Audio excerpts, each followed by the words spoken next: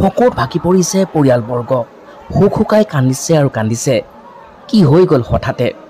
অইন দিনৰ দৰে আজিও তেওঁ নিজৰ দুই কণমানি কন্যা সন্তানৰ লগতে পত্নীক মাত দি পেলাই কামলৈ ওলাই গৈছিল লগত আছিল তেখেতৰ ভাতৃও কিন্তু হঠাতে যে ঘৰ অমানিশা নামি আহিলে হঠাতে যে তেওঁ নাইকিয়া হৈ গ'ল হয় অতি দুখ লগা এটি খবৰ আৰু এই বিশেষ খবৰটোৱে এতিয়া গোটেই অঞ্চল জুৰি শোকৰ ছাঁ পেলাইছে বালাবেটো সিজন এটা কাম কৰি আছিল আমি চাৰিজন ওপৰত তিনজন আছিল তলত একজন আছিল মই ওপৰৰ পে সাজাখন ভাঙি তিনজন পৰি গ'ল একজন মৰিল আৰু দুজন আছে মৰা মানুহ দুজন ক'ৰ আছিল মৰা মানুহ যে মেডিকেলতে আছে মৰা মানুহ তেওঁলোকৰ ঘৰ ক'ত বগুলামাৰী তোমাৰ নাম কি মোৰ নাম ইজাজুল আলী তুমিও কাম কৰি আছিলা কাম কৰিছিলোঁ এইটো কিমান সময়ৰ ঘটনা মোটামুটি 10:30টা বৰপেটা জিলাৰ বালাপেট গাঁৱৰ শৈলেন্দ্ৰৰ ঘৰত দুই ভাই ককাই ক্ৰমে ৰাজকুল আলী আৰু ৰাকিম আলীয়ে কাম কৰি আছিলে আৰু তেনেকুৱা মুহূৰ্ততে পকী ঘৰৰ চেলেপৰ কাম কৰি থাকোঁতে চেলেপ ভাঙি তলত পৰি যায় আৰু ফলত ৰাকিম আলীৰ ঘটনাস্থলীতে মৃত্যু হয় আৰু আনজন ভাই গুৰুতৰভাৱে আহত হয় আৰু পৰৱৰ্তী সময়ত তেওঁলোকক 108 এম্বুলেন্স সেৱাৰে মানিকপুৰ মহাত্মা গান্ধী আদৰ্শ চিকিৎসালয়লৈ লৈ আহে আৰু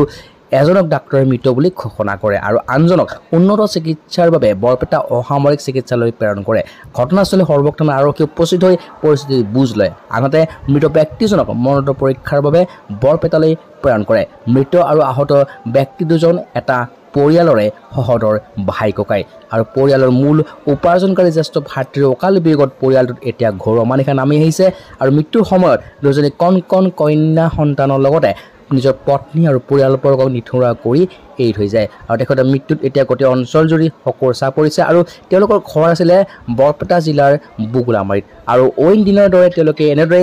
ঘৰৰ পৰা কাম কৰিব ওলাই আহিছিলে কিন্তু তেওঁলোক ভবা নাছিলে যে আচলতে এনেকুৱা এটা পৰিৱেশৰ সৃষ্টি হ'ব বা তেওঁৰ নিজৰ ভাই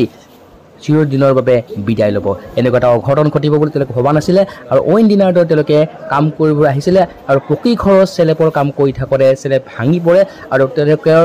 এজন ভায়েকৰ গুৰুতৰভাৱে আহত হয় অতি সংকটজনক অৱস্থাত থাকে আৰু পৰৱৰ্তী সময়ত যেতিয়া তেওঁলোকক চিকিৎসালয় লৈ আহে তেতিয়া চিকিৎসকে মৃত বুলি ঘোষণা কৰে আৰু আনজনক উন্নত চিকিৎসাৰ বাবে বৰপেটালৈ প্ৰেৰণ কৰে আৰু এই বিশেষ খবৰটোৱে এতিয়া গোটেই অঞ্চল জুৰি এক শোকৰ ছাঁ পৰিছে আৰু সকলোৱে মৰ্মাহত হৈ পৰিছে দেখি আছে তাৰে কিছু দৃশ্যাংশ আৰু ৰাতিপুৱাৰ ভাগতে সংঘটিত হৈছে এই বিশেষ মৰ্মান্তিক ঘটনাটো সাজাৰ ওপৰত কাম কৰি আছিলতো এনেকৈ আৰু মানে কি কয় আপোনাৰ দুইজন ওপৰত আছিল কাম কৰি তাৰে সাজা ভাঙি পৰিল নেকি কি হ'ল মইতো বৰ বেছি গম নাপাওঁ মই আছিলোঁ দোকানতে এই মোক পিছত ফোন কৰি ক'ল ঘৰৰ পৰা পিছত মই এম্বুলেঞ্চত ফোন কৰিছিলোঁ পিছত এনেকৈ আনিলোঁ মানিকপুৰত কিন্তু মানে এজন ডেথ হোৱা বুলি দিলে আৰু এজন মানে অলপ আহত হৈ আছে আপোনাৰ ঘৰতে কাম কৰিছিল মোৰ ঘৰতে কাম কৰিছিল মিস্ত্ৰীবিলাক ক'ৰ আছিল মিস্ত্ৰীবিলাক বালাগাঁৱত আছিল